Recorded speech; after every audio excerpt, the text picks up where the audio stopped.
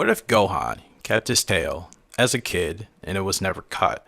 This is a topic and idea that I've thought about for quite some time, and the idea that Gohan doesn't lose his tail and he continues to grow up as he has throughout the canon universe, canon lore of Dragon Ball.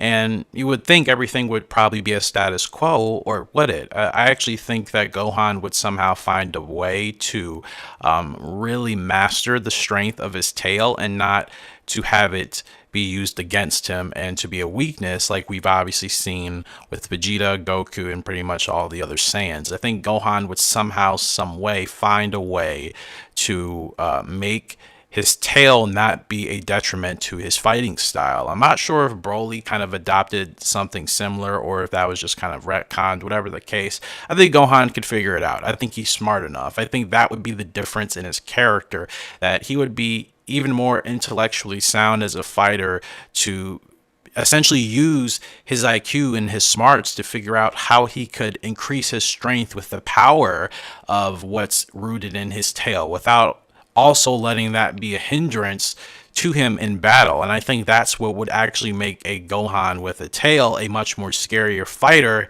in the end of it, because I think it would force Gohan to figure out the best way to still be a very powerful fighter, while also at the same time not having any significant weakness, obviously due to his tail. So that is what I actually believe would happen if Gohan had still kept his tail. I think his power under the right circumstances, and maybe this is a little bit out there, but I think his power, with all that considered, would rival that of Goku and Vegeta. I mean, he's not that far from it now, considering he hasn't done any training, but in the grander scheme of things, he would lose in a fight easily to Goku or Vegeta. But the point is, he's not as far back and as far away from them. If he were to tap into his own training and tap into acquiring a new level, that's all it would really take for Gohan, and I think he'd be able to close that gap pretty quickly. Whether or not that happens, of course, we do not know.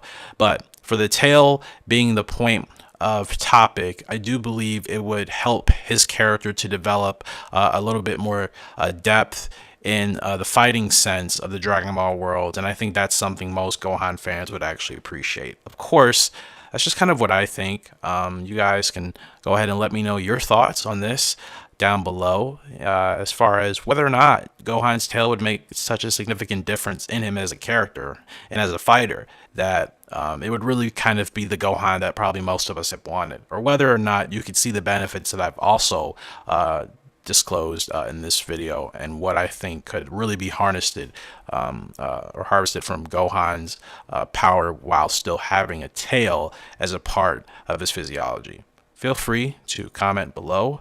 Thank you all for stopping by. This is Dragon Ball Beyond.